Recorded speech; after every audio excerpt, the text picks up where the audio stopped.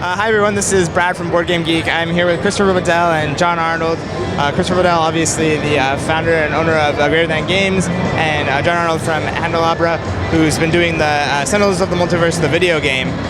Can you guys tell us just quickly, like, how has the reception of the video game been so far? It's been really great. The video game has been very popular on, we launched on iOS and Android, and that had a really big sort of first launch. And then we launched on Steam in December and got another big launch, but also like a really good sort of constant amount of sales.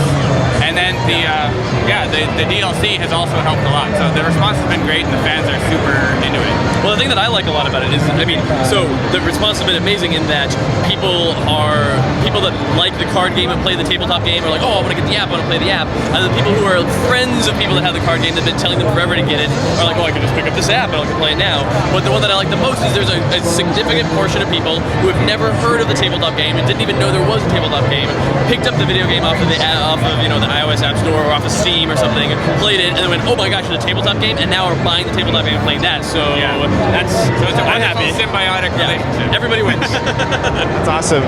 I know we've seen a lot of tabletop games go onto Steam that either started on mobile or maybe start on Steam and then go to mobile.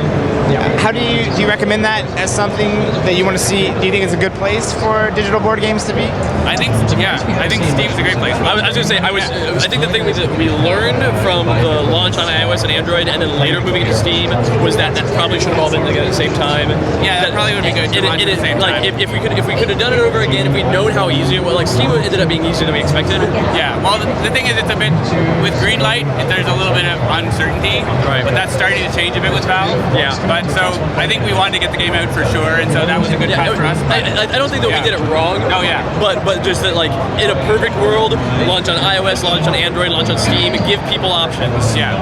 Because the Steam sales are going really well. I'm really excited how many people are getting into it. Yeah. And if you're using a system like we use Unity for our game engine, you could use Unreal, you could use Game Builder for a board game. You can do all kinds of stuff that make it relatively easy to go on multiple platforms. So definitely you'd want to look into that when you're building a digital board game. Oh, so I know Rook City is coming up pretty soon in the digital version. So it's actually, if you're around PAX East, if you're able to watch this in time, I'm not sure. Your faces. We're demoing at PAX East, parts of Rook City, and we're on track to get it out by the end of the month. Not promising, but that's looking pretty good. So March, we're still sticking with March. And even if it's not at the end of the month, it'll be really soon after that. Well, yeah, exactly. Like the Mini Pack 1, we said we were hoping to get it in January. It came out like the 1st of February, right? So like it was pretty close.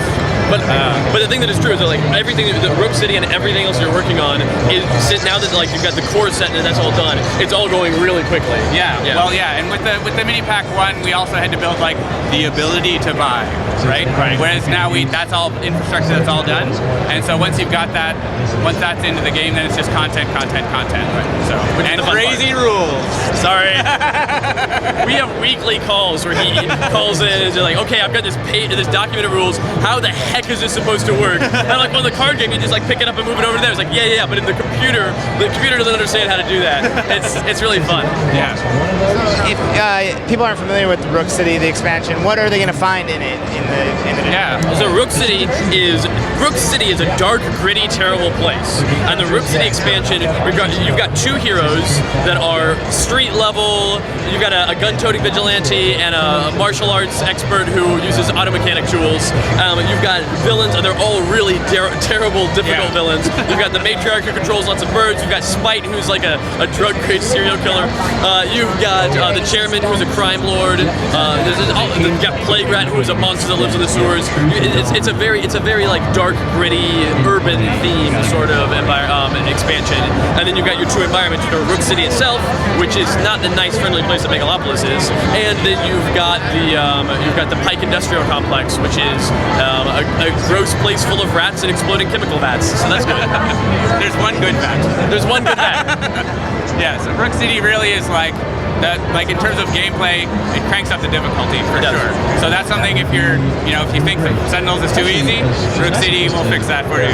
If you're like, all I do is win, well, we've got the expansion for you. That is not a problem I have, but I'm definitely looking forward to new content. So I know sometimes digitally expansions will be released kind of in a different format, but it looks like what we're getting here is the full tabletop expansion that we would expect.